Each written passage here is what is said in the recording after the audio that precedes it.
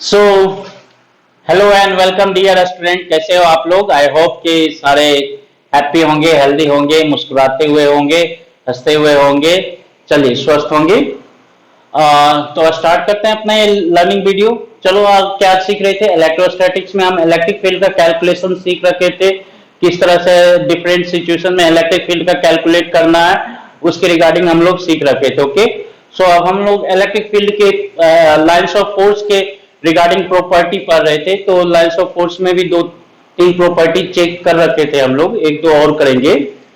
बहुत सारे लोग जो है, अलग अलग टीचर का होता है। इलेक्ट्रोस्टैटिक्स जो चैप्टर है उसको अलग अलग पढ़ाने का मेथड होता है। कभी कोई पोटेंशियल पहले पढ़ा देते हैं, कभी उसके बाद गॉस लॉ पढ़ाते हैं, कभी कोई गॉस लॉ पहले पढ़ा देते हैं, पोटेंशियल बाद में पढ़ाते हैं, फिर कोई इलेक्ट्रिसिटी पढ़ाने के बाद कैपेसिटर पढ़ाते हैं, कोई कोई कैपेसिटर पढ़ाने के बाद इलेक्ट्रिसिटी को पढ़ाते हैं, इलेक्ट्रिक करंट को पढ़ाते हैं, क्योंकि वहां पे Kirchhoff's voltage law, Kirchhoff's current law आता है।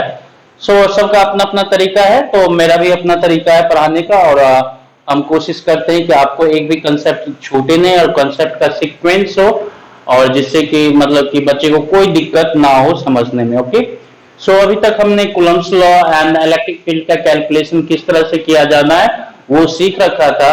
अभी हम लाइंस ऑफ फोर्स की प्रॉपर्टीज पढ़ेंगे और उसके बाद इलेक्ट्रिक डायपोल थोड़ा सा हम पढ़ लेंगे। इलेक्ट्रिक डायपोल में भी फील्ड का कैलकुलेशन होता है, पोटेंशियल का कैलकुलेशन होता है। तो बहुत सारे लोग इलेक्ट्रिक डायपोल को बाद में पढ़ाते हैं। तो हम अभी इलेक्ट्रिक फील्ड पढ़ा रखे हैं, तो फील्ड का कैलकुलेशन जान लेते हैं और फिर पोटेंशियल की बात करेंगे जब, तो पोटेंशियल वाले चैप्टर में पोटेंशियल का कैलकुलेशन करेंगे। ओके, स्टार्ट करते हैं। प्रॉपर्टीज पढ़ रहे थे, प्रॉपर्टीज में बहुत सारी प्रॉपर्टीज पढ़ रखे थे कि पॉजिटिव चार्ज है तो वहां से इमिनेट होगा, बाहर निकलेगा, और निगेटिव चार्ज है तो वहां पे आके टर्मिनेट होगा, वहां पे कन्वर्ज करेगा। ओके, ये सब हो गया था। उसके बाद दो इलेक्ट्रिक फील्ड लाइंस जो है इंटरसेक्ट नहीं करता है, ये पढ़ा दिया गया था। उसके बाद क्या होता है, density of lines of force जो है इंटेंसिटी ऑफ इलेक्ट्रिक फील्ड को रीजन में रिप्रेजेंट करता है। जहां पे डेंसिटी ज्यादा होगा वहां पे ज्यादा होगा इलेक्ट्रिक फील्ड का इंटेंसिटी। और लाइंस ऑफ फोर्स का नंबर को कैलकुलेट करके आप बता सकते हो कि क्या कौन सा चार्ज का मैग्नीट्यूड ज्यादा है, किस चार्ज का मैग्नीट्यूड कम है। प्रीवियस वीडियो में इस पे एक एग्जांपल भी लिया गया था जो कि पूछा भी गया हुआ है आईआईटी जी के मेंस में। जो एग्जांपल आपसे लिया गया था, Q1 Q2 का रेशियो क्या होगा, कौन सा Q1 पॉजिटिव है, कौन सा चार्ज निगेटिव है। ये सब हम लोग सीख रखे थे। चलिए और भी सीख लेते हैं। इन इलेक्ट्रोस्टैटिक्स याद रखेंगे क्या पढ़ रहे थे, properties of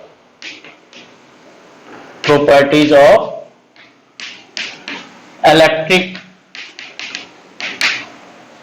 field, electric field lines of force.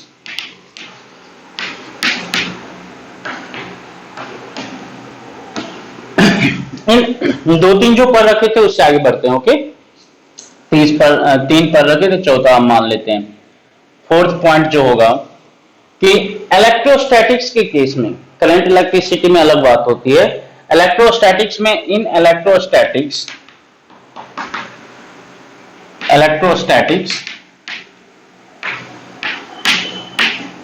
Electric lines of force, electric field और electric lines of force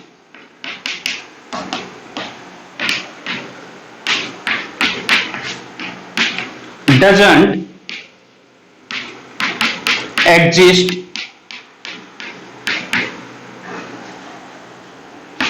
within the material of conductor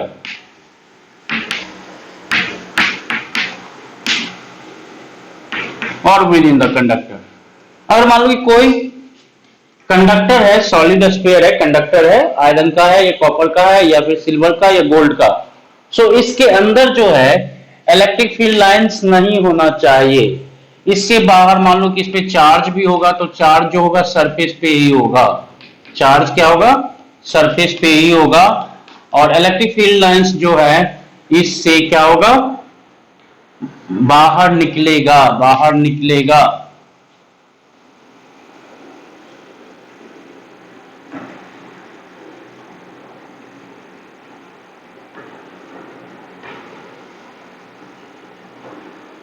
इस तरह से।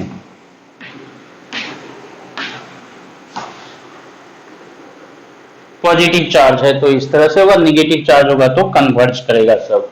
ओके, लेकिन इसके अंदर नहीं होगा। Electric field lines exist on surface of conductor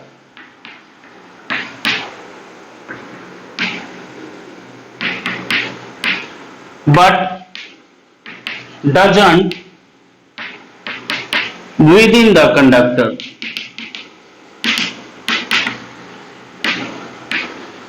क्यों नहीं? कंडक्टर के अंदर होता है तो कंडक्टर जो होता है ना, थ्रू आउट जो है क्या होता है, इक्विपोटेंशियल सरफेस होता है। बिकॉज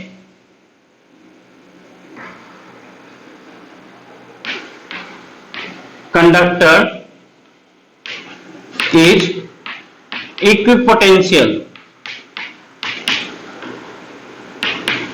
आई होप चेक कर लेते हैं वीडियो, यहां पे दिख रहा है कि नहीं दिख रहा है? हाँ दिख रहा है।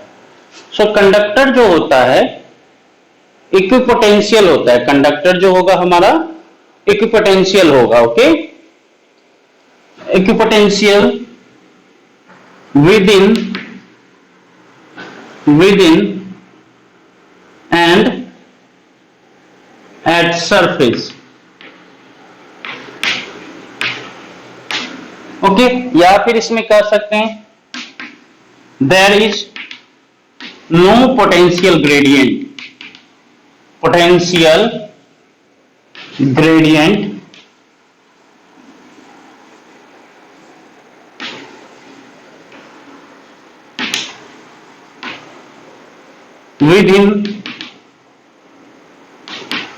within conductor or along the surface। अगर पोटेंशियल ग्रेडियंट या पोटेंशियल डिफरेंस होगा कहीं कंडक्टर के दो पॉइंट, किसी भी दो पॉइंट के बीच में, तो क्या होगा, करंट फ्लो करेगा। अगर इसके अंदर इलेक्ट्रिक फील्ड होगा तो इसके अंदर करंट होना चाहिए था, तो करंट नहीं होता है। इलेक्ट्रोस्टैटिक से अगर मान लो कोई चार्ज पार्टिकल है, उसका इलेक्ट्रिक फील्ड है, यहाँ पे कोई कंडक्टर को प्लेस किए तो उसमें अपने आप जो है वो करंट फ्लो नहीं करेगा। ओके, उसमें अपने आप करंट फ्लो नहीं करेगा, तो उसका मतलब क्या होता है, उसके अंदर जो है इलेक्ट्रिक फील्ड नहीं जाता है। ओके, उसके सरफेस पे हो सकता है बट उसके अंदर नहीं रहेगा। और उसके सरफेस पे और उसके किसी भी पॉइंट पे पोटेंशियल क्या होगा, सेम होगा। पोटेंशियल में डिफरेंस नहीं होना चाहिए। पोटेंशियल हम बाद में पढ़ेंगे, और इक्विपोटेंशियल सरफेस से अच्छा क्वेश्चन आता है तो उसको हम बाद में डील करेंगे, कोई दिक्कत नहीं है, वो आप समझ पाओगे, कोई दिक्कत नहीं होगा उसमें। सो इस प्रॉपर्टी को याद रखें, इलेक्ट्रिक फील्ड इलेक्ट्रोस्टैटिक्स में विद इन द कंडक्टर नहीं होगा। और उसके बाद पांचवा प्रॉपर्टी याद रखेंगे। पांचवा प्रॉपर्टी क्या होगा,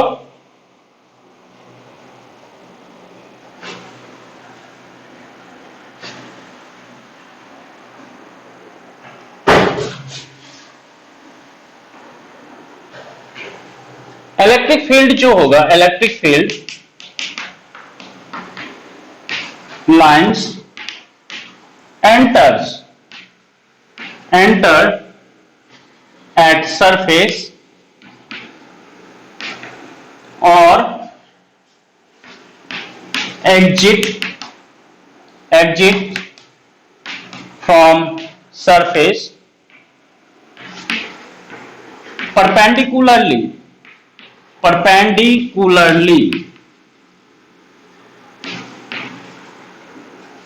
मतलब क्या, इलेक्ट्रिक फील्ड लाइंस जो होगा कहीं से बाहर निकल रहा है, या फिर मान लो कि ये सरफेस है और यहाँ पे निगेटिव चार्ज है, सरफेस पे निगेटिव चार्ज है, तो इस पे अगर एंटर भी कर रहा है तो ये क्या होगा, परपेंडिकुलर होगा। सरफेस पे क्या होगा, परपेंडिकुलर होगा। सरफेस पे परपेंडिकुलरली ही एंटर करेगा।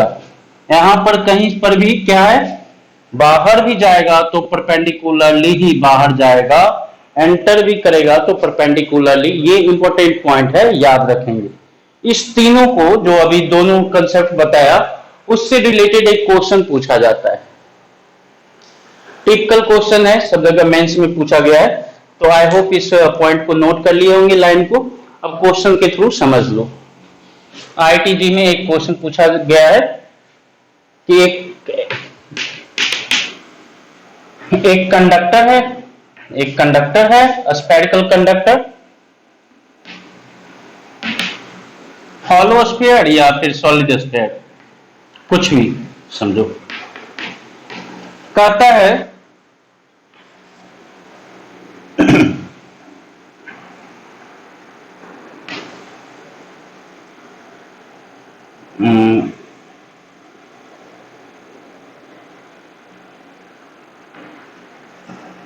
ये सपोज सेंटर है,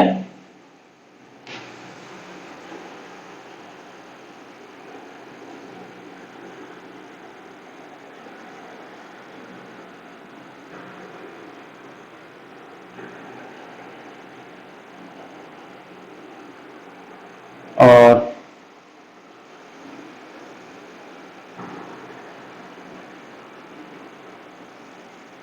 इस तरह से 4 लाइंस ऑफ फोर्स है।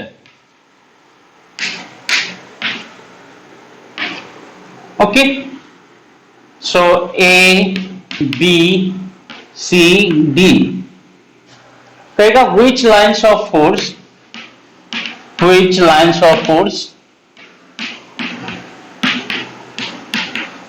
represents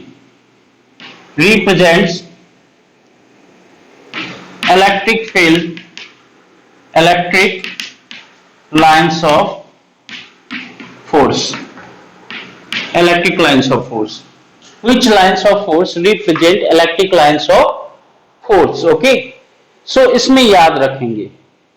अब क्या है, लाइंस ऑफ फोर्स जो है with in the conductor exist नहीं करेगा, तो ये वाला जो है तुम्हें देखो यहां पर, तो ये जो है ये क्या है, अंदर द कंडक्टर है, तो ये तो नहीं हो सकता है, विद इन द कंडक्टर ये दिखा रहा है। बाकी ये तीनों में ये भी विद इन द कंडक्टर दिखा रहा है, तो ये भी नहीं हो सकता है। तीसरा तो ये दोनों मतलब कि ए और सी तो नहीं हो सकता क्योंकि कंडक्टर के इनसाइड है। अब दूसरा बी और डी में बात करेंगे, तो बी जो है देखो विद इन द कंडक्टर नहीं है, बट इंटर क्या ये परपेंडिकुलरली टू सरफेस कर रहा है? नहीं, यहां पे परपेंडिकुलर टू सरफेस डायरेक्शन देखेंगे तो रेडियस का डायरेक्शन इधर है, तो सरफेस का परपेंडिकुलर तो रेडियस के डायरेक्शन में होना चाहिए। सो ये वाला जो है विद इन द कंडक्टर नहीं है, बट ये वाला बी जो लाइन है ना ही ये एंटर कर रहा है परपेंडिकुलरली, ना ही ये एग्जिट कर रहा है परपेंडिकुलरली, तो ये भी नहीं होगा। डी की बात करेंगे तो देखो विद इन द कंडक्टर नहीं है और ये ऐसा है, बट लेकिन एंटर करते टाइम और एग्जिट करते टाइम देखो ये क्या है, एंटर करते टाइम गौर से देखेंगे इसको, एंटर करते टाइम और एग्जिट करते टाइम ये क्या है, परपेंडिकुलर टू सरफेस है। तो डी वाला जो होगा ऑप्शन वो क्या होगा, वो इलेक्ट्रिक फील्ड लाइंस को रिप्रेजेंट करेगा। ओके, तो ऑप्शन अगर था आपका 1 का ए, 2 का बी, 3 का सी और 4 में डी, तो आंसर क्या हो जाएगा, D, answer D. Okay, so ये इस तरह के क्वेश्चन पूछे गए थे, मेंस में पूछा गया है, 2-3 बार पूछा गया है। Properties of electric field line से रिलेटेड ये क्वेश्चन है। ओके, सो आई होप आप समझ गए होंगे properties of electric field line से किस तरह से क्वेश्चन हो सकता है। तो हमेशा लाइंस ऑफ फोर्स क्या होगा, विद इन द कंडक्टर नहीं होना चाहिए, perpendicular to surface of conductor होना चाहिए। चलिए एक और क्वेश्चन हम ले लेते हैं, जैसे कि हम एक और क्वेश्चन ले लेते हैं।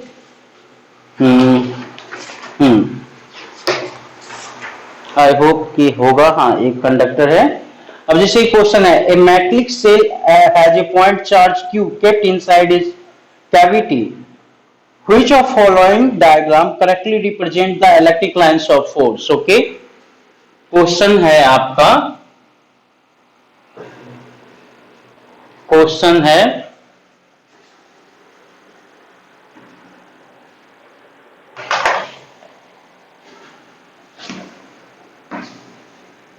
ये मान लो कि metallic cell has point charge,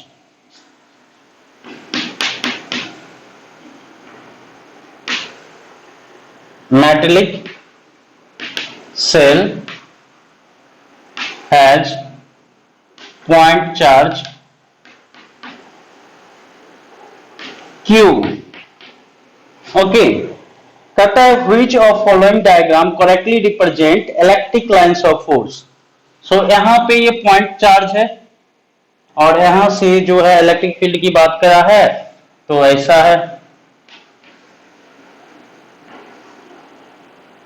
okay, ये सेल है और सेल के अंदर ये कैविटी है, इन कैविटी। सो इस केस में देखोगे तो ये जो है विद इन द कंडक्टर भी ये एग्जिस्ट कर रहा है और ये क्या है ना, सरफेस पे परपेंडिकुलर है, तो ये क्या रिप्रेजेंट करेगा? ये तो कहेगा सर नहीं रिप्रेजेंट करेगा, ये तो बिल्कुल ये क्या है, विद इन द कंडक्टर भी ये है। मेटलिक सेल एज, दूसरा डायग्राम इस तरह से है,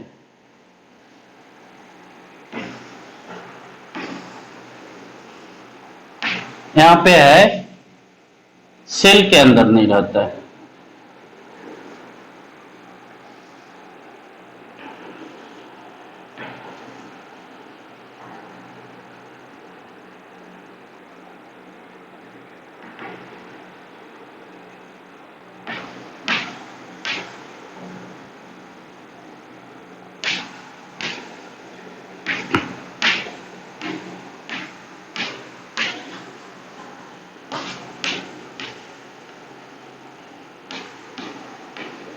ओके, सिंगल्स का ये क्वेश्चन है, देख लो। सो इसमें भी देखो ये क्या है, ये सेल के अंदर कंडक्टर के मटेरियल के अंदर तो नहीं है, बट क्या ये लाइंस ऑफ फोर्सेस सरफेस के ऊपर परपेंडिकुलरली एंट्री मार रहा है, परपेंडिकुलर एग्जिट मार रहा है? नहीं, तो ये भी रिप्रेजेंट नहीं करेगा। ओके, सो अब देखो यहाँ पे ये इस तरह से तीसरा,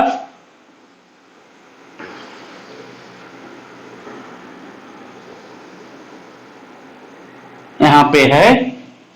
सो ये जो है आपका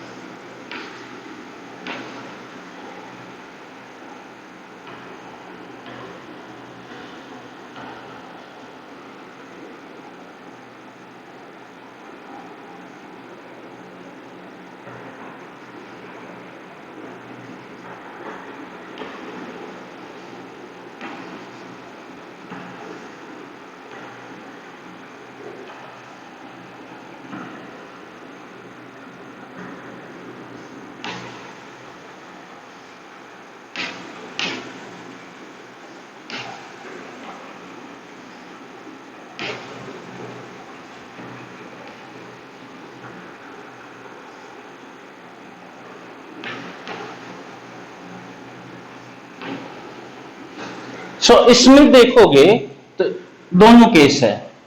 under the material, with in the material ये इलेक्ट्रिक फील्ड लाइंस क्या है, exit with in the material, ये मटेरियल है सेल का, सो उसमें इलेक्ट्रिक फील्ड लाइन एग्जिस्ट नहीं कर रहा है और ये जो है एंटर भी कर रहा है। तो एकदम देखो नॉर्मली, यहाँ पे नॉर्मल डालोगे तो सेंटर से जाएगा, यहाँ पे नॉर्मल डालोगे तो सेंटर से जाएगा, यहाँ पे नॉर्मल डालोगे तो सेंटर से जाएगा। ओके, सो इसको देखो तो ये एंटर भी कर रहा है हर एक पॉइंट पे, क्या है, परपेंडिकुलरली कर रहा है एंटर, और बाहर भी निकल रहा है तो परपेंडिकुलरली निकल रहा है। ओके, सो इस केस में आंसर जो होगा वो क्या होगा, सी। एक और ऑप्शन है लेकिन बनाने की जरूरत नहीं है, आपको पता चल जाएगा। सो इसमें और भी तरीका था, इस तरह से बहुत सारा है लेकिन आपको बनाने की जरूरत नहीं पड़ेगी, इसमें कर लोगे आप लोग। सो ये याद रखेंगे, ये याद रखेंगे हम लोग इस तरह के क्वेश्चन। तो आंसर ये क्या होगा, करेक्ट, करेक्ट रिप्रेजेंटेशन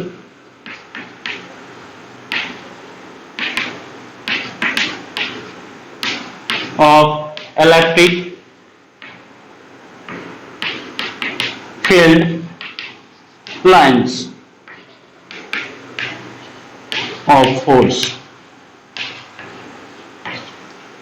सो अगर सेल के अंदर कोई पॉइंट चार्ज है तो अगर चार्ज नहीं होता तो अंदर तो रहता ही नहीं इलेक्ट्रिक फील्ड, लेकिन चार्ज है तो चार्ज का इलेक्ट्रिक फील्ड होगा। लेकिन इलेक्ट्रिक फील्ड सेल में क्या होगा, एंटर करेगा तो सेल के अंदर नहीं होना चाहिए, सेल पे क्या होगा, एंट्री भी मारना है उसको तो परपेंडिकुलरली एंट्री करेगा, और एग्जिट भी क्या होना चाहिए, परपेंडिकुलरली होना चाहिए। ये दोनों सिचुएशन नहीं हो सकता, ये वाला हो सकता है। चलिए, तो आई होप कि इलेक्ट्रिक फील्ड का प्रॉपर्टी आप लोग समझ गए, उससे कैसे क्वेश्चन आएंगे डायग्राम से रिलेटेड उसको आप कर लोगे। तो इसको हम यहीं पे रहने देते हैं। अब हम बात करते हैं इलेक्ट्रिक डायपोल के regarding. Okay, so electric lines of force का हो गया, प्रॉपर्टीज की बात हो गई। अब हम बात करेंगे इलेक्ट्रिक डायपोल। सो बहुत सारे बच्चे केमिस्ट्री में क्या है पर रखना, यार चौक चला जाता है, मुंह में फंस गया है पूरा जाके गले में। सो इलेक्ट्रिक डायपोल की बात करते हैं।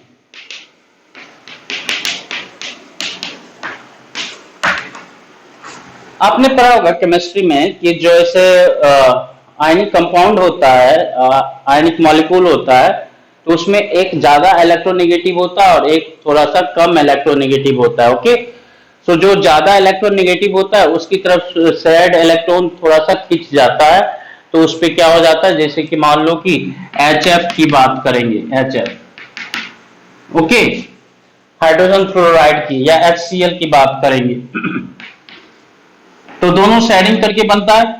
तो ये जो शेयर्ड इलेक्ट्रॉन थोड़ा सा अपनी तरफ ही खींच लेता है, तो इस पे थोड़ा सा माइल्ड नेगेटिव चार्ज आ जाता है और इस पे माइल्ड पॉजिटिव चार्ज हो जाता है।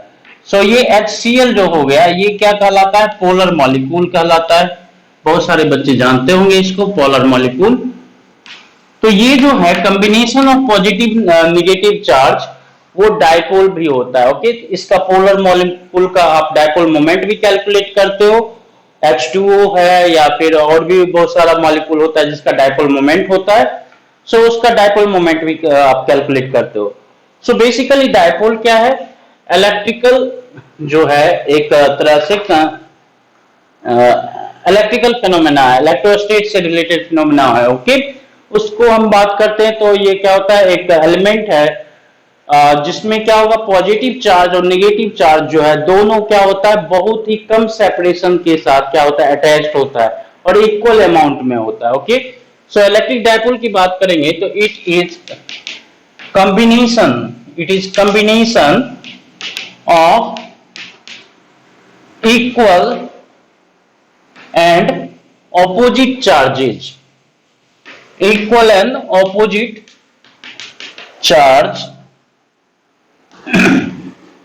charges which is separated by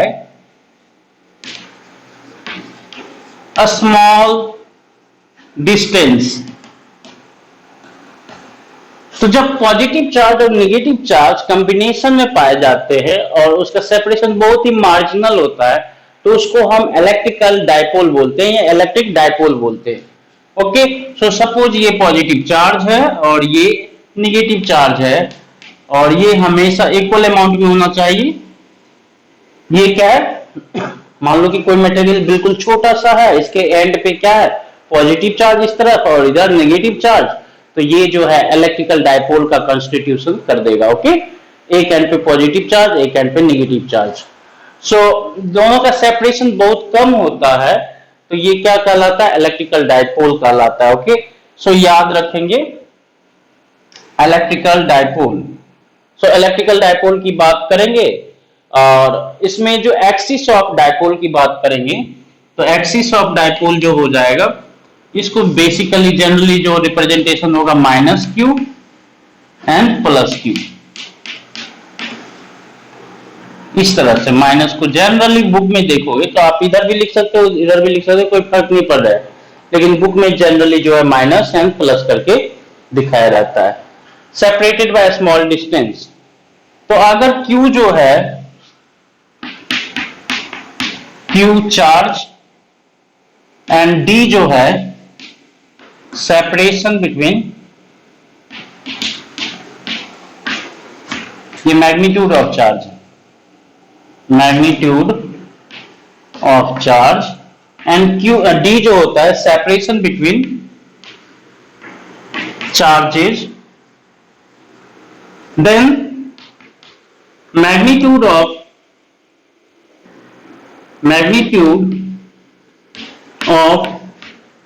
dipole moment, electrical dipole कोई होगा तो उसका मोमेंट होगा डायपोल मोमेंट। जैसे मोमेंट ऑफ फोर्स की बात करते हैं, फोर्स का मोमेंट क्या होता है, फोर्स इनटू डिस्टेंस। वैसे ही यहाँ पे मोमेंट ऑफ चार्ज की बात करेंगे तो क्या होगा, charge into separation between them. उसको हम रिप्रेजेंट करते हैं इलेक्ट्रिकल डायपोल को, मैग्नीट्यूड ऑफ डायपोल मोमेंट जो होता है उसको हम P से रिप्रेजेंट करते हैं। P equal to Q into D होता है, P equal to Q into D. And याद रखेंगे डायपोल मोमेंट क्या होगा, moment is vector quantity, vector quantity है। सो ऐसा यूनिट अगर करेंगे इसका, ऐसा यूनिट ऑफ P, तो ये हो जाएगा आपका coulomb metre, coulomb into metre, coulomb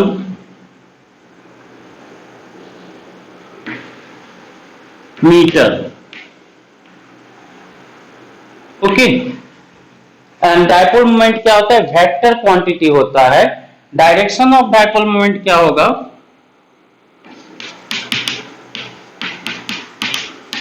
direction of dipole moment जो होगा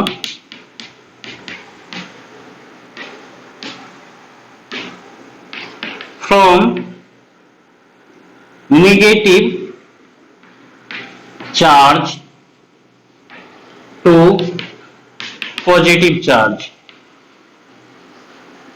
negative charge to positive charge, यही होता है dipole moment. Okay, so I hope इसको याद रखोगे। P equal to Q into D, P equal to Q into D, याद रखेंगे आप इसको। एंड उसके बाद हम बात करेंगे सो एक्सिस ऑफ डायपोल की बात करेंगे। तो एक्सिस ऑफ डायपोल क्या होगा, तो इलेक्ट्रिक डायपोल आप लोग वो डेफिनेशन समझ गए क्या होता है, combination of positive and negative charges equal in magnitude and separated by very small distance, याद रखेंगे। Combination of equal and opposite charges separated by very small distance is known as electric dipole. एक बार फिर से मैंने repeat कर दिया, इसको याद रखोगे। Simple minus Q plus Q है।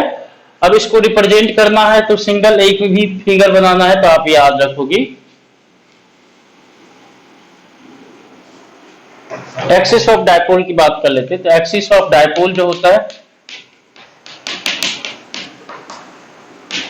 Line joining negative, line joining from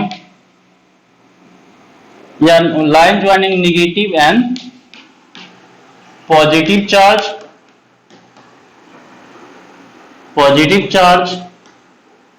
and direction of axis of dipole जो हो जाएगा directed from negative to, from negative, याद रखेंगे from नेगेटिव, याद रखोगे। Axis, direction of axis of dipole पूछता है तो from negative charge to positive charge, ठीक है जी। सो ये क्या होगा, ये माइनस क्यू है और ये प्लस क्यू है, तो इसका डायपोल जो होगा हम सेंटर पे रिप्रेजेंट करेंगे तो डायपोल वेक्टर ऐसा होगा P, ओके। और इसका एक्सिस जो होगा इस तरह से, axis of dipole, okay. And P का मैग्नीट्यूड की बात करेंगे तो पी का मैग्नीट्यूड को हम डायरेक्ट ऐसे भी लिख सकते हैं या फिर इसको ऐसे भी लिख सकते हैं। तो ये हो जाता है Q इंटू डी। डी क्या होगा? Separation between centre of charge body और separation between 2 point charge. Okay, so ये हो गया Q इंटू डी। डी क्या होता है? सेपरेशन या distance between 2 charge. Okay, positive and negative charge. So इसको आप याद रख लीजिए। अब चलिए इसमें पूछता क्या है, इलेक्ट्रिक फील्ड का कैलकुलेशन समझ लेते हैं। Okay, electric field due to electric dipole.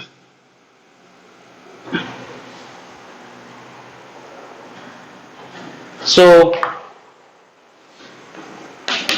दो सिचुएशन होगा, डाइपोल जो है plus minus Q plus Q होता है। जनरली हम दो पोजीशन, ये एक्सियल पोजीशन के लिए अगर पॉइंट इस एक्सिस पे है तो एक्सियल पोजीशन हो गया, और पॉइंट जो है ये परपेंडिकुलर टू एक्सिस की बात करेंगे, परपेंडिकुलर टू एक्सिस है, इसको हम इक्वेटोरियल पोजीशन भी बोलते हैं।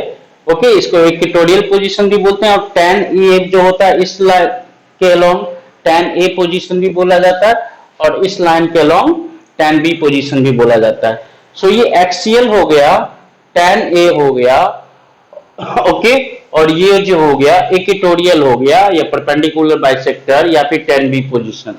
ओके, सो याद रखेंगे इसको। Electric field due to electrical dipole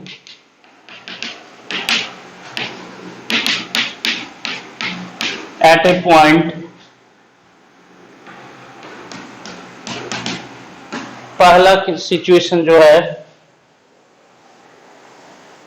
A, axial point और position.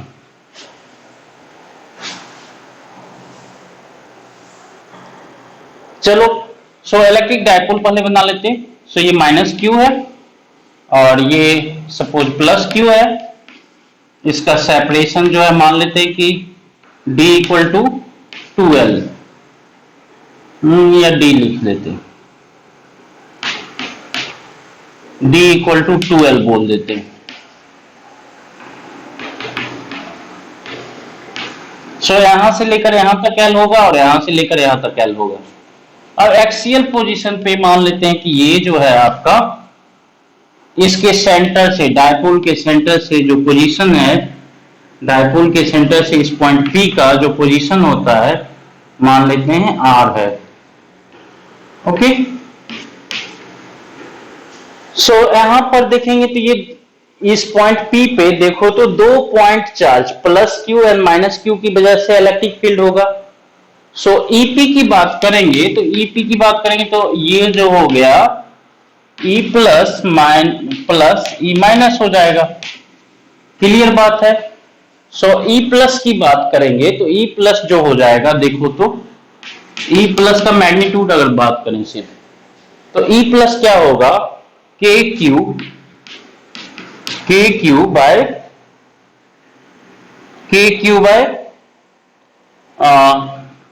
R minus L। R minus, देखो यहां से लेकर यहां तक क्या है? R है, और ये देखो यहां से यहां तक क्या होगा? R माइनस L हो जाएगा। और इसकी बात करेंगे तो ये क्या हो जाएगा? R प्लस L हो जाएगा। ओके, सो E प्लस पॉजिटिव चार्ज की वजह से यहां पे अगर इलेक्ट्रिक फील्ड लिखेंगे तो ये पॉइंट चार्ज है, पॉइंट चार्ज की वजह से R माइनस L डिस्टेंस पे अगर इलेक्ट्रिक फील्ड लिखोगे तो KQ by R minus L का स्क्वायर लिखते हो। ठीक है भाई, कोई दिक्कत नहीं है। ओके, दूसरा नेगेटिव चार्ज की वजह से अगर हम देखेंगे तो E माइनस की बात करेंगे तो ये KQ की जगह क्या हो जाएगा? यहां पे हम माइनस क्यू रख दें और डिस्टेंस क्या होगा? R प्लस L का स्क्वायर हो जाएगा। ओके, सो हम यहां पर देखेंगे, ताकि यहां पे वेक्टर नहीं लगाते तो ऐसा भी लिख सकते थे E plus plus E minus, तो ये जो हो जाएगा अपने आप नेगेटिव हो जाएगा। सो यहाँ पे देखो इसको हम क्या लिख सकते हैं, ईपी की बात करेंगे तो आप कर दो के क्यू, और ये क्या हो जाएगा 1/r-l का स्क्वायर माइनस 1/r+l का स्क्वायर। ठीक है भाई, कोई दिक्कत नहीं, कोई कष्ट नहीं। ओके, क्लियर है। बस इसको स्टेप में ऐसा याद रखेंगे, बस इसमें मैनिपुलेशन कर देंगे और कोई प्रॉब्लम नहीं होगा। सो इसको हम मिटा देते। सो अब देखो ये क्या होगा, ईपी की बात करेंगे तो ये हो जाएगा आपका के क्यू, और ये a माइनस बी का square into a plus B का स्क्वायर करोगे तो R square minus L square का स्क्वायर करना पड़ेगा भाई, और ये हो जाएगा आपका आर प्लस एल का square minus R minus L का स्क्वायर। अब देखो ये बेसिक फॉर्मूला है, ए प्लस बी का whole square minus A minus B का whole square, A square B square तो कैंसिल ही हो जाएगा, बचेगा क्या वहां पे 4ab बचेगा। और ये क्या होगा देखो एज, अब देखो यहाँ पे एल क्या है, बहुत बहुत छोटा होगा। जनरली रीजन में किसी पॉइंट पे ये डायपोल है, ये डायपोल है, और यहाँ पे हमें इलेक्ट्रिक फील्ड कैलकुलेट करना है, तो इसका जो है सेपरेशन, इसका सेपरेशन डी आर के कंपैरिजन में क्या है, बहुत बहुत छोटा है। ओके, सो हम जो है R square minus L square को अप्रोक्सीमेटली आर स्क्वायर बोल सकते, कोई दिक्कत नहीं है, सब लोग समझ रहा है इस बात को। और यहाँ पे आर प्लस एल का whole square minus R minus L का होल स्क्वायर जो होता है वो क्या हो जाता है, ये हो जाता है 4rl, ये भी कोई दिक्कत वाली बात नहीं है। सो इसका मतलब ये हुआ, अब इसको मिटा देते हैं, आप लोग लिख लोगे EP इक्वल टू क्या हो गया के Q 4rl by R square का square. Okay, so EP equal to हो गया के क्यू और R4rl, और ये हो गया आपका r का power 4। So EP equal to हो गया के Q 4l by R Q. So इसको EP इक्वल टू हो गया आपका के, और इससे 2 ले लेते हैं और इसके Q इंटू 2l, इसको 4 को इस तरह से लिख देते हैं डिवाइडेड बाय आर क्यू। ठीक है जी, तो यहां पे बाहर ले लेते हैं, कोई दिक्कत नहीं, ऐसे लिखो K into 2 into Q into 2l। अब देखो हम क्या P यहाँ पे मैग्नीट्यूड की बात करेंगे तो ये जो हो गया, यहाँ पे P ना बोले तो चलो ठीक है, ये पॉइंट P को रहने दो। ये जो होगा डायपोल मोमेंट P की बात करेंगे तो P इक्वल टू क्या होगा, इसका डायपोल मोमेंट की बात करेंगे तो चार्ज Q इंटू डी, और D का वैल्यू तो 2l है, तो Q इंटू 2l क्या हो गया P हो गया। सो EP की बात करेंगे तो ये जो हो गया पॉइंट P, ये हो गया आपका K2P by R cube. Okay, so इस पॉइंट पे इलेक्ट्रिक फील्ड जो होगा इस डायरेक्शन में होगा, वो भी किस डायरेक्शन में, इस डायरेक्शन में होगा। ठीक है, सो EP जो होगा इस डायरेक्शन में होगा, और EP का वैल्यू जो है याद रखोगे, K का वैल्यू 1/4πε0 और r cube. So axial position में डायपोल मोमेंट के टर्म में आप लिखोगे, एक्सियल पोजीशन में r डिस्टेंस पे, डायपोल के सेंटर से r डिस्टेंस पे इलेक्ट्रिक फील्ड लिखना है तो twice of dipole moment P divided by 4πε0 r cube, ये याद रखेंगे, याद रखेंगे। Twice of dipole moment, okay, not यहाँ पे चार्ज नहीं है, डाइपोल मोमेंट है। चार्ज होता तो यहाँ पे आर स्क्वायर होता, और यहाँ पे डाइपोल मोमेंट है तो यहाँ पे आर क्यूब होगा। इसको याद रखेंगे, आर का पावर में कोई कंफ्यूजन नहीं होना चाहिए। यहाँ पे क्यू अगर चार्ज रहता है तो आर स्क्वायर होता है, यहाँ पे डाइपोल मोमेंट होता है तो इसका पावर आर क्यू होता है, आर स्क्वायर नहीं होता है। सो मैग्नीट्यूड की बात करेंगे तो ये आर क्यू, और वेक्टर में लिखेंगे तो डायरेक्शन भी देना पड़ेगा। तो डायरेक्शन किसका होता है, डायरेक्शन जो होगा आर का डायरेक्शन होगा, उसको हम लिखेंगे, या इसका डाइपोल मोमेंट का जो डायरेक्शन है। तो आई होप ये कैलकुलेशन हो गया। एक बार नोटबुक पे आप नोट करोगे तभी आपको अच्छे से गेन हो पाएगा ये, नहीं तो फिर आधा अधूरा रह जाता है। तो इसको आप अच्छे से नोट करके गेन कर लोगे। चलिए, सो इसको हम एक्सियल पोजीशन में इलेक्ट्रिक फील्ड का कैलकुलेशन करना सीख गए, कोई दिक्कत नहीं। नाउ हम इक्वेटोरियल पोजीशन में डाइपोल मोमेंट का कैलकुलेशन किस तरह से करते हैं उसकी बात करेंगे। सो ये हमारा, मान लो कि ये हमारा क्या है, be in equatorial position,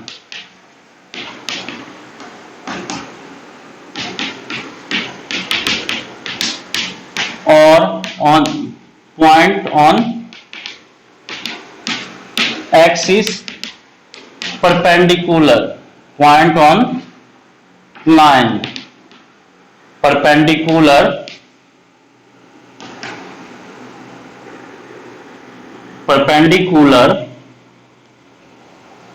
to axis of dipole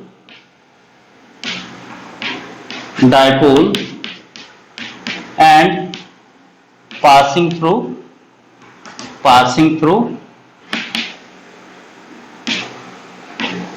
center of dipole. So point on line perpendicular to axis of dipole and passing through center of dipole. So समझो ये माइनस क्यू है और ये प्लस क्यू है, तो ये दोनों मिलके डाइपोल बना दे रहा है। ये इसका सेंटर होगा, इसके बीच का separation d equal to 2l ही रखते हैं, ठीक है, कोई दिक्कत नहीं है। सो ये जो होगा ये वाला इक्वेटोरियल एक्सिस कहलाता है, इक्वेटोरियल पोजीशन, इधर ऊपर या चाहे नीचे। सो इस पॉइंट पे P है, यहाँ पे इलेक्ट्रिक फील्ड लिखना होगा। सो यहाँ पे इलेक्ट्रिक फील्ड की बात करेंगे तो देखो, पहले समझो इसकी वजह से जो इलेक्ट्रिक फील्ड होगा, सो ये होगा, अगर आप बात करोगे तो ये देखो,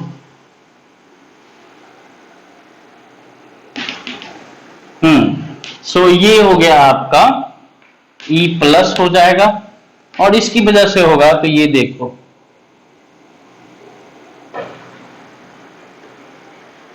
ओके। सो इसकी वजह से देखेंगे तो ये E माइनस होगा इधर। सो E प्लस इधर, E माइनस इधर, तो इस दोनों का रिजल्टेंट जो होगा समवेयर इधर होगा, समवेयर इधर होगा। E नेट की बात करेंगे तो ये इधर होगा, ओके। सो यहाँ पे पॉइंट P पे E नेट की बात करेंगे तो इधर आप डायग्राम से समझ सकते हो, ये पॉजिटिव चार्ज है तो इस पॉइंट P पे डायग्राम से पॉजिटिव चार्ज की वजह से इलेक्ट्रिक फील्ड इधर होगा, और नेगेटिव चार्ज की वजह से इलेक्ट्रिक फील्ड इधर होगा। नेट इलेक्ट्रिक फील्ड की बात करेंगे तो opposite to axis of dipole, in opposite direction, axis of dipole का डायरेक्शन इधर और इलेक्ट्रिक फील्ड का डायरेक्शन इधर है, ओके। सो ये पॉइंट नोट करेंगे। इक्वेटोरियल पोजीशन में इलेक्ट्रिक फील्ड का जो डायरेक्शन होता है वो क्या होता है, opposite to axis of dipole होता है। ये पॉइंट आप नोट करेंगे, यहीं पे डायग्राम से ही समझ गए। बाकी मैग्नीट्यूड का कैलकुलेशन करते, इसको थोड़ा सा मिटा देते, तो मैग्नीट्यूड का कैलकुलेशन कर लेते। चलो हम बात करेंगे। सो इसमें क्या हो जाएगा, ईपी की बात करेंगे तो ये जो देखे तो ई पॉजिटिव जो हो जाएगा के क्यू बाय आर स्क्वायर होता है, तो के क्यू बाय आर स्क्वायर, ये मान लो ये भी आर ये भी आर, तो ये आर स्क्वायर की बात करेंगे। सो यहां पर इसकी बात कर लें, ठीक है जी, आर स्क्वायर की बात कर लेते हैं। सो ये आर स्क्वायर हो जाएगा और यहाँ पर ये आर स्क्वायर, चलो ठीक है, इसको आर स्क्वायर, लेकिन आर तो एक्सिस पे यहाँ से सेंटर से लेना है ना हमें। हाँ, तो आर तो ये हो गया। ओके, सो जेड स्क्वायर करें तो अगर ये सेंटर से आर लिया आपने तो ये वाला डिस्टेंस हो जाएगा, आर स्क्वायर करोगे तो आर स्क्वायर प्लस ये एल स्क्वायर। ठीक है जी, कोई दिक्कत नहीं है। ये एल स्क्वायर, ये एल है और ये आर है, तो ये distance R square plus L square का अंडर रूट होगा, तो इसका स्क्वायर करोगे तो R square plus L square हो जाएगा। ई माइनस की बात करेंगे तो ये भी हो जाएगा के क्यू, और ये हो जाएगा आपका R square plus L square, कोई दिक्कत नहीं है। बट ई नेट की बात करेंगे तो ये देखो, अगर जो है ये एंगल जो है, ये एंगल क्या है, थीटा है, ये एंगल भी थीटा हो जाएगा। ओके, ये एंगल थीटा है तो ये एंगल भी थीटा है, सो ये थीटा हो जाएगा। तो इसकी बात करेंगे तो देखो ये क्या हो जाएगा, अगर इधर से थीटा है तो ये वाला कंपोनेंट साइन थीटा और ये वाला कंपोनेंट भी sine theta. So sine theta की बात करेंगे तो अगर साइन थीटा की बात करोगे तो ये क्या हो जाएगा, एल बाय इसका देखो under root R square plus L square, R square plus L square sine theta हो जाएगा। सो ई नेट की बात करेंगे तो ई नेट की बात करेंगे तो ये ई प्लस साइन थीटा और plus E minus sine theta. आप सबको समझ में आ रहा होगा। अगर ये थीटा इधर से थीटा हो जाता तो यहाँ पे ये कॉस थीटा आ जाता है, यहाँ पे ये अगर थीटा ले लेते तो यहाँ पे ये जो कंपोनेंट होगा ये कॉस थीटा हो जाएगा। ओके, सो ये देखो यहाँ पे एक बार फिर से बना देते हैं, ई प्लस है और ई माइनस है और ये जो है ये थीटा है और ये भी थीटा है। ओके, सो इस डायरेक्शन में देखेंगे तो ये इस डायरेक्शन में ई नेट होगा। ओके, हाँ, इस डायरेक्शन में नेट हो जाएगा तो ये वाला होगा और ये वाला होगा, दोनों का मैग्नीट्यूड सेम है तो ये वाला और ये वाला तो कैंसिल हो जाएगा, y वाला कंपोनेंट कैंसिल हो जाएगा, ये और ये दोनों क्या है, असिस्ट करेगा इस पॉइंट पे, तो ऐसा होगा ई नेट। सो ये साइन वाला कंपोनेंट हो गया। सो ये हो गया आपका ई नेट की बात करेंगे तो ये हो गया, देखो ई प्लस और ई माइनस दोनों का सेम है मैग्नीट्यूड, सो ये twice of K Q by R square plus L square sine theta, और ई नेट की बात कर ले तो ये हो गया twice of K cube R square plus L square, और साइन थीटा को लिख लेंगे एल, साइन थीटा को आप लिखेंगे L by under root R square plus L square. ठीक है जी, अब एज Q इंटू 2L जो हो जाएगा वो क्या हो जाएगा, P हो जाएगा, और Q into 2L and R square plus L square को हम क्या लिख सकते हैं, equivalent to R square as L is very less than R। ये वाला जो होगा L इसके कंपैरिजन में बहुत बहुत छोटा होगा, क्योंकि ये डायपोल है, तो R square plus L square को हम इक्विवेलेंट टू आर स्क्वायर लिख सकते हैं, कोई दिक्कत नहीं है। तो यहाँ पर भी आर स्क्वायर लिख दो, यहाँ पर भी आर लिख दो। सो ये हो जाएगा। ई नेट की बात करेंगे, देखो इसको हम मिटा लेते हैं, सब कुछ लिख दिए, बस हो गया। अब इसको रिजल्ट में कन्वर्ट कर लेते हैं। सो अगर हम बात करें ई नेट का तो ये हो जाएगा, देखो तो Q into 2 into L, Q into 2 into L की बात करें तो K, और ये हो गया डायपोल मोमेंट P, और ये भी क्या हो जाएगा आर स्क्वायर, ये भी क्या होगा आर हो जाएगा, आर क्यू, याद रखेंगे। ओके, सो ये हो गया आपका, इसी को लिख सकते हो आप 1/4 pi epsilon naught P by R Q. तो आई होप आप इसको आसानी से समझ गए। इसका डेरिवेशन बोर्ड में पूछा जाता है कभी कभी। सो ये याद रखोगे, एक बार फिर से रिकैप कर लोगे, रिव्यू कर लोगे, कौन कौन सा स्टेप लिया है, किस तरह से लिखा है। आप उसको शॉर्ट में करके भी, ज्यादा डेरिवेशन जब बोर्ड में पूछा जाता है तो ज्यादा लिखना नहीं होता है, 6-7 स्टेप, अच्छा से मान लो 3 मार्क्स का है तो 7 स्टेप लिखेंगे, और क्या 7-8 स्टेप में जो प्रोसेस होता है उसके अकॉर्डिंग लिखेंगे। ओके, सो ये आ गया आपका, इस तरह से आप लिखोगे, याद रखेंगे इसको। तो इक्वेटोरियल पोजीशन में डायरेक्शन देखेंगे तो इलेक्ट्रिक फील्ड का क्या होता है, opposite to axis of dipole, axis of dipole from negative to positive, इस डायरेक्शन में। और यहाँ पे इक्वेटोरियल पोजीशन के किसी भी पोजीशन पे देखेंगे तो इलेक्ट्रिक फील्ड क्या होगा, इस डायरेक्शन में होगा। ओके, सो ये याद रखेंगे। और मैग्नीट्यूड क्या होता है, पी के पी बाई आर क्यू। अरे लाइट चला गया तो आप यहीं पे रहने देते हैं वीडियो, फिर आगे आपको एक्सप्लेन करेंगे।